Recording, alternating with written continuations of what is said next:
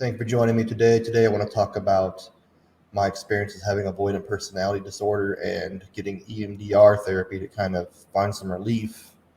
EMDR is eye movement desensitization and reprocessing. Pretty much, it's kind of related to EMR sleep, basically rapid eye movement where your eyes are sleeping. You kind of just bring up traumatic memories. You can do this with alone. There's programs where you can do it alone, but it's probably best with a trained therapist. Kind of like you need a shaman for psychedelics to get full benefits, as they say. So you basically bring up traumatic memories and they cue you in ways where your eyes will move left and right back in your head when your eyes are closed. Basically goes between the left brain and the right brain, and it reprocesses these traumatic memories. Basically, it can make these memories less powerful, distressing, basically. Kind of just reprocess it, and it alleviates or cures your PTSD, possibly. EMDR therapy was invented by accident, who sounded like an NI Dom, sounded even more like INTJ. I don't know a whole lot about her, but her name is Francine Shapiro. She was basically walking in a park in 1987, I think it was, and she was just having like flashbacks or whatever, and she moved her eyes from left to right and noticed that this kind of alleviated some of the pain from the memories. It made the thoughts less distressing and kind of started from there. So basically, the processes can be used in different ways. One way that I started out with when I was during the pandemic and I was doing Zoom meetings online. It's kind of like you cross your arms like this and you just close your eyes and you tap. And if you do it at home, you notice that your eyes are kind of moving back and forth left to right in your head. Basically, this is activating your left brain to your right brain. Another way is you can listen to a headset and there's a buzz in the left ear, then alternates to a buzz in the right ear, and pretty much the same thing. Or my favorite way of doing it is these two small paddles that vibrate and go in your hands. If you have any experience with the EMDR therapy, let me know in the comments below. I'd love to hear. EMDR is meant to be a short-term modality. Like some people, like myself, have been in therapy for years and years. It can be a little as like 3 sessions I hear, and some people are basically cured from their PTSD. Other people like me, I'm not exactly sure how long I've been doing it. Probably been going on a year, maybe not quite that long. But yeah, it's a real slow process for me. I think some people just kind of have like PTSD, where I think basically personality disorders are complex PTSD or CPTSD, and it's more complex. Complex PTSD is like years of abuse, years of torment, trauma, where PTSD might just be one singular event. So your process PTSD, like, I don't know, not trying to downplay it or anything, but if you got raped or in a car accident or anything, that's just one singular event. It might be a little easier to process than something that just happened. Like if you're raped for years or months or whatever. Though research isn't everything, EMDR has been heavily researched, even though it's a pretty intuitive process if you kind of think about it. I mean, there's not much tangibility to it. You close your eyes, the therapist kind of guides you through a memory, you process it, kind of tell them what's going on, what you're experiencing, what you're feeling, and you get weird sensations through your body, and you can actually literally feel like trauma release. Like you might be familiar with your glute muscles, basically your ass. I don't know, I was just like reprocessing this memory, and my ass muscle just started like convulsing and twitching uncontrollably. And I told my therapist about it, and basically I was releasing the trauma that gets trapped in your body. But there's a lot of research behind it, like I said. So it is a very effective modality. It seems like it just, for me personally, it's kind of slow but steady. Like today, I feel a little bit lighter, and it's Mercury retrograde, so hopefully all this shit records. There's a lot of mixed research it handling complex PTSD and personality disorders. From the literature I read, it can help a lot. And for some people or some instances, some studies show that it doesn't help very much at all. Of course, the participant needs to be willing to want help and help themselves. I believe you can never truly help other people. You got to help them help themselves. Like I've been going to therapy probably a better part of 10 years, and I think I've seen more progress in the last 6 months to a year, whatever I've been doing, than those other 9 years. So I think there's something to it. Just a little quick overview of what avoidant personality disorder is, which I struggle with. There's definitely a video that you can find above or down in the description below to learn more about it. Avoidant personality disorder is a cluster C personality disorder. There's A, B, and C for personality disorders. And the cluster C personality disorders make up avoidant, of course, obsessive compulsive personality disorder, and anxious fearful cluster, kind of things that we do out of fear and anxiety. Basically, to give a quick rundown on what ABPD is, it's just a deep fear of social embarrassment, basically feelings of being inadequate, not worthy of love, and feeling totally socially inept. It's pretty much like social anxiety on steroids, more or less. A lot of people don't really know there's a lot of emotional regulation problems that come with it. Typically, people with ABPD experience a lot of neglect in childhood. I think that's the big contributor factor to it. Myself experienced quite a bit of neglect, a lot of emotional abuse, and some physical abuse, which I'll get into more when I talk about my dad. But there is some emotional regulation issues to it. Like, I have a temper, but most SE inferiors kind of do have a temper, or SE users in general may have a temper.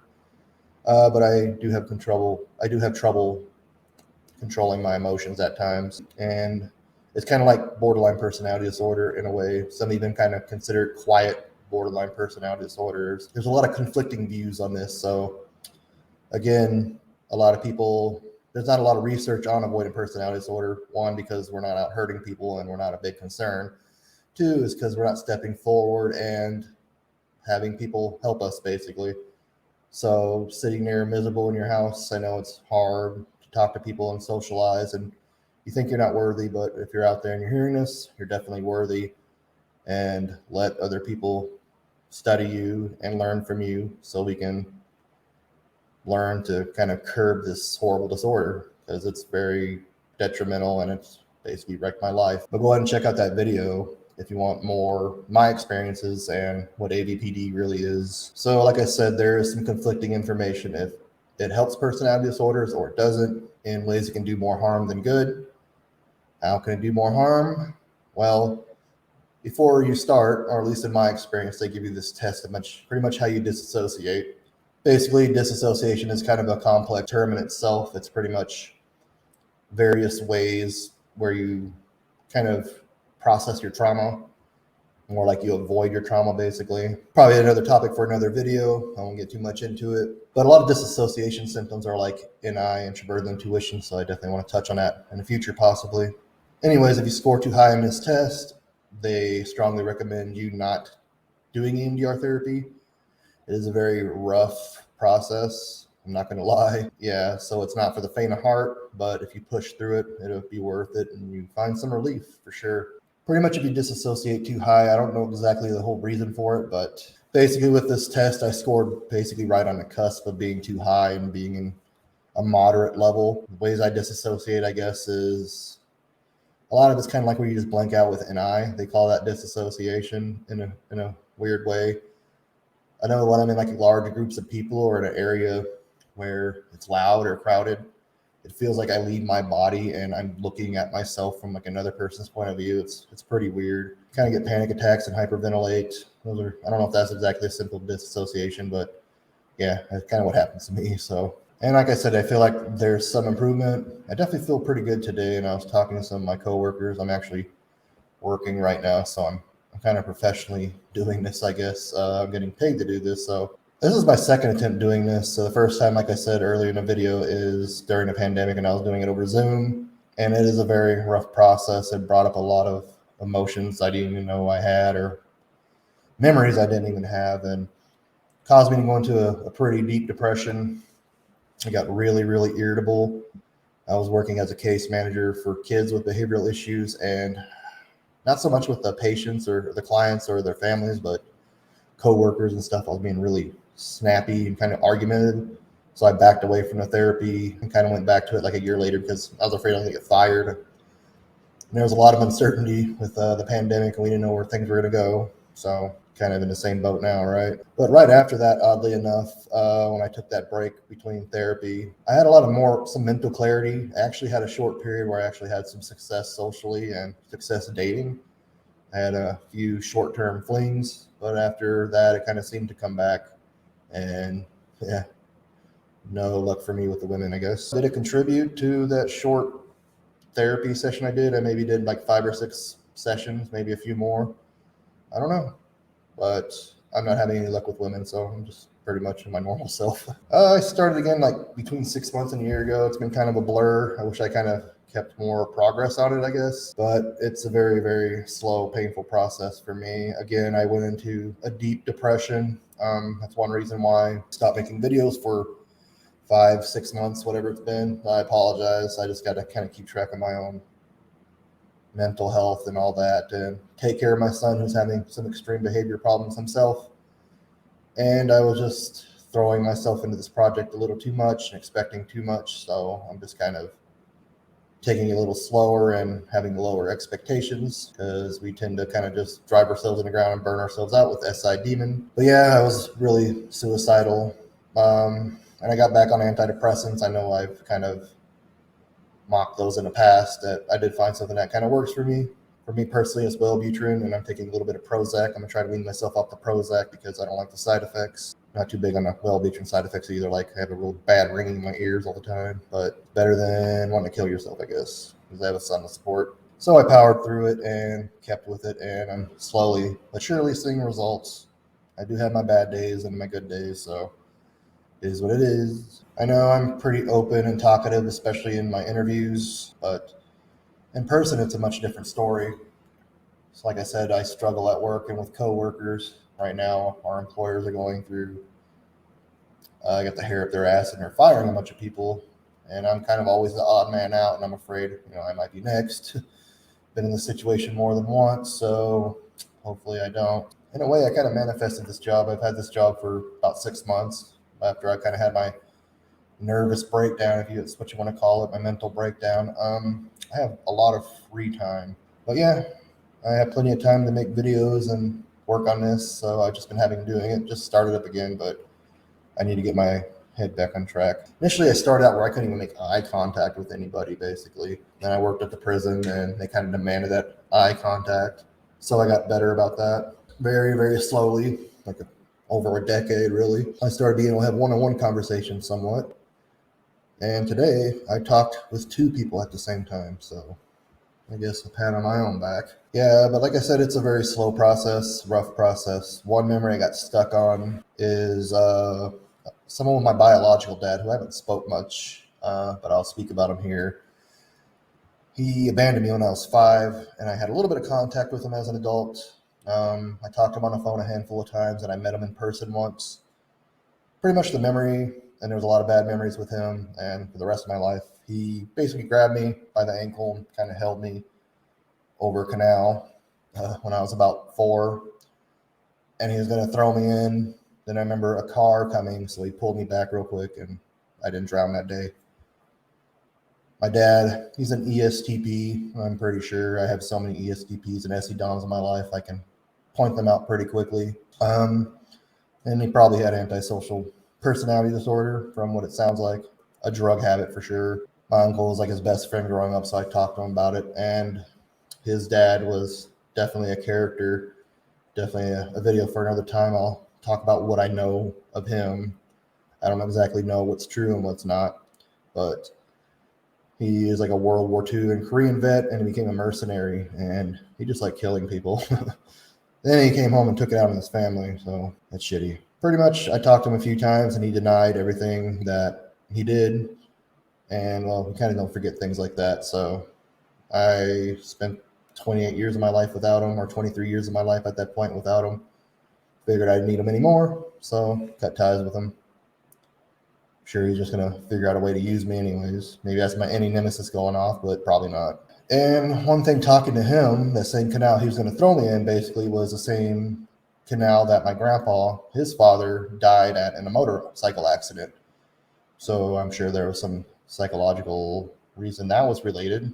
Anyway, I pretty much just got this memory stuck in my head, and I couldn't process it for months and months and months. And this is when I was becoming real suicidal and kind of really hopeless and bleak.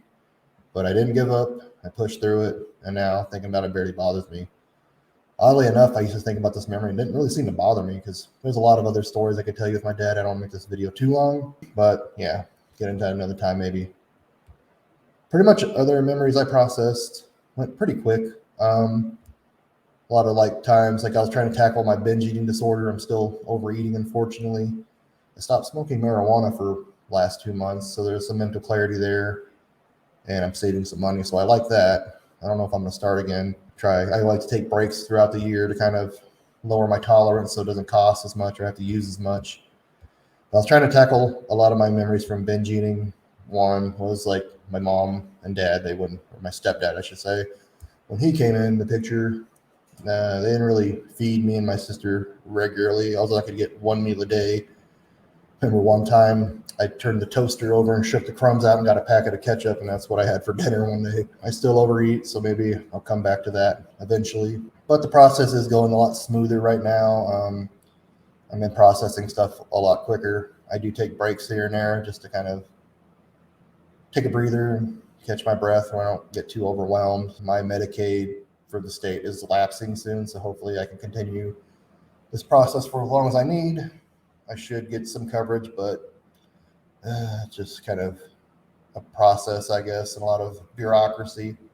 Gotta love SJs for that. Still struggle with social interaction. It's hard for me to form relationships. I've been reading a book that Kim suggested in my last video that I did, my last interview, the ENFP, about attachment styles. Haven't got too far into it yet, but it's pretty beneficial. I can't think of the name off it off the top of my head. I'm bad at remembering titles and stuff, so maybe I'll post it down in the description below if you want to check it out. Kind of like when I do meet people, I may be able to talk to them once, but then I just won't have the social energy, as I call it, to talk to them again. And a lot of times when I'm around people, especially groups, my mind just freezes and I can't think. I'm just like a deer in the headlights, basically. That's another form of dissociation, kind of like fight, flight, or freeze. And I freeze in that sort of situation. And, well, if you don't talk to people consistently, they get turned off by this. My past INTP female coworker, I was becoming pretty good friends with. I kind of shut down and I didn't talk to her for a while. Got these stupid thoughts running through my head. And, well, she shit-canned me, so once a many, I guess. Thank you for watching this video, and let me know your experiences down below if you have ABPD or been through EMDR or both. I'd love to hear from you. Thank you, and have a good day.